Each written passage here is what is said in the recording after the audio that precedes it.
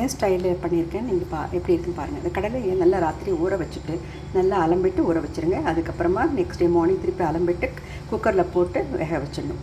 நல்லா வேகணும். ஒரு 7-8 விசில் விட்டுரும். அது நல்லா வேகிறதுக்கு ஒரு ஸ்மால் டிப் தரேன் உங்களுக்கு. ஒரு 2-3 சொட்டு எண்ணெய் போட்டுட்டு அது அப்புறமா குக்கரில் நீங்கள் வேக வச்சுருங்க. சீக்கிரம் வெந்துடும், நல்லா சாஃப்டாகவும் வெந்துடும்.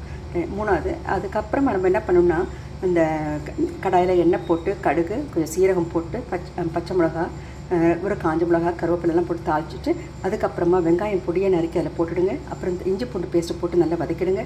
அதுக்கப்புறமா தக்காளி ஒரு 4-5 தக்காளியை போட்டு பல்பாக சின்னதாக இருந்தாலும் அதில் விட்டு நல்லா விட்டுடுங்க. அதுக்கப்புறமா நம்ம புளியெல்லாம் ஊற்ற வேண்டாம். அப்புறம் தேங்காய் அரைக்க வேண்டாம். அதுக்கு பதில் நீங்கள் என்ன பண்ணலாம், உடச்ச கடலை இருக்கு இல்லைங்க, அது மாவு பண்ணி இதில் போட்டு தண்ணியில் கரைச்சியில் விட்டுட்டிங்கன்னா திக்காயிடும். அப்புறம் அந்த வேக வச்ச சுண்டலை அதில் போட்டுட்டு கொதிக்க வச்சுருங்க. அது இறக்கிறதுக்கு முன்னே கொஞ்சம் தேங்காய் எண்ணெய் விட்டு கடுகு காஞ்ச மிளகாய் ஒரு கருவேப்பிலை தாளித்து கொட்டிட்டிங்கன்னா ரொம்ப சூப்பராக இருக்கும். கொஞ்சம் கஸ்தூரி மெத்தி பவுடரும் நீங்கள் போட்டு இது பண்ணிடலாம். தேங்க்யூ.